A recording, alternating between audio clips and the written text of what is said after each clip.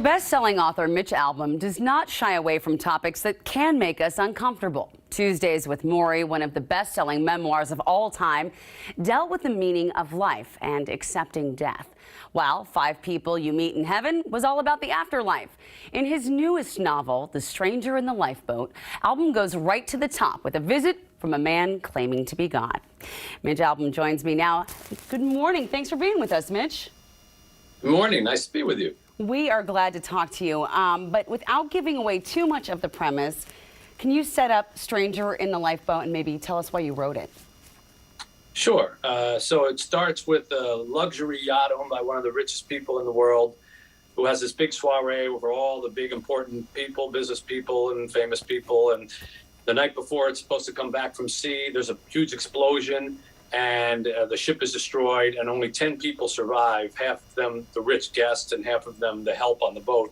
And they get into a lifeboat, and nobody comes looking for them. 3 days go by, they're running low on food and water, there's sharks in the water, they're desperate, they're crying out for help.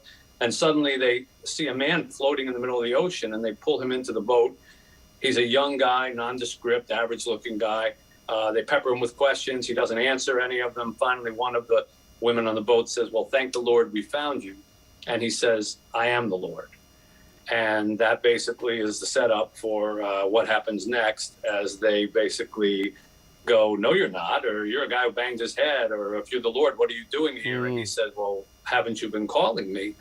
And it explores the question of when we ask for help in this world from other people, from the universe, from God, whatever you may ask for, are we ready to accept it if it doesn't come exactly the way that we look for it? You know, many is a time that we think, "Oh, I want this to happen, please let this happen," and it doesn't. And you go, "Well, I guess my prayers weren't answered." And then 5 years later, you look back and you say, "You know, that turned out to be the best thing that ever happened to me, because that led to this and led to this and led to this." And you realize, well, maybe your prayers were answered. They just didn't happen like, that when you wanted it to.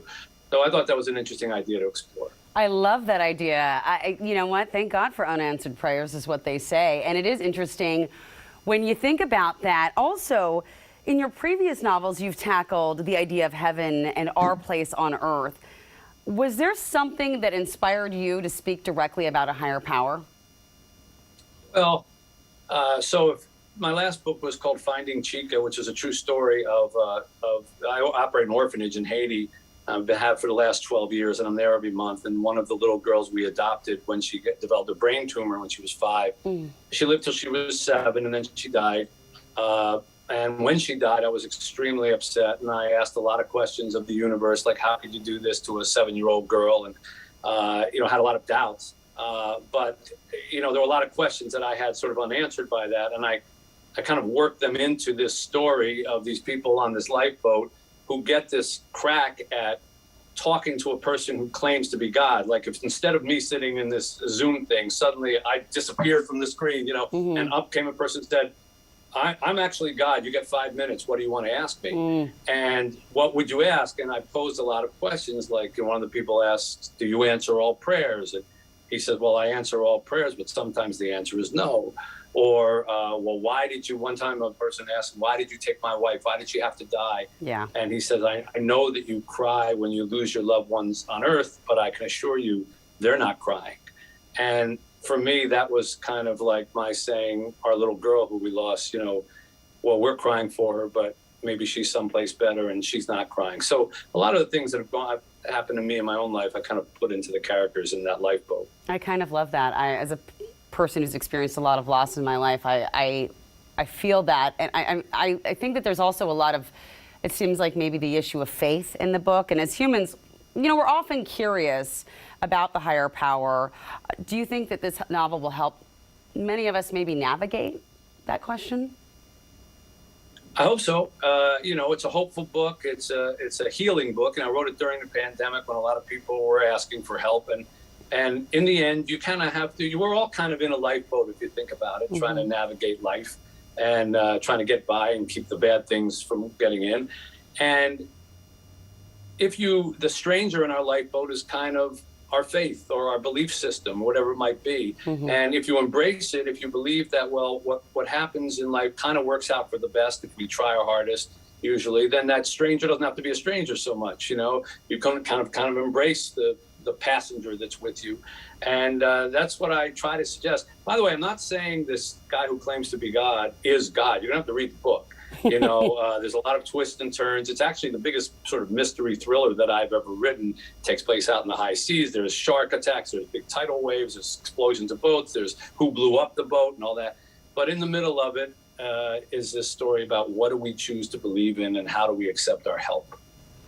Wow, it's been so fascinating talking with you about this. I know from reading Tuesdays with Morrie, it was really resonated with people. Why do you think that was? Well, because I think everybody has had a teacher in their life, a mentor in their life, and that was Morrie's part in Tuesdays with Morrie. And I think everybody has been a little confused about their own lives and maybe churning and working too hard and getting kind of nowhere, which was me in that book. And it was never supposed to be a big book, I can tell you that. I mean, it was a tiny little book that I wrote to pay his medical bills.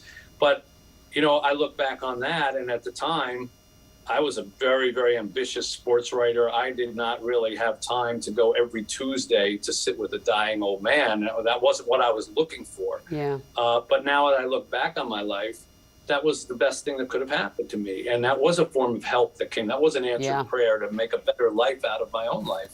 But I didn't see it at the time. And I think that that's true for most people.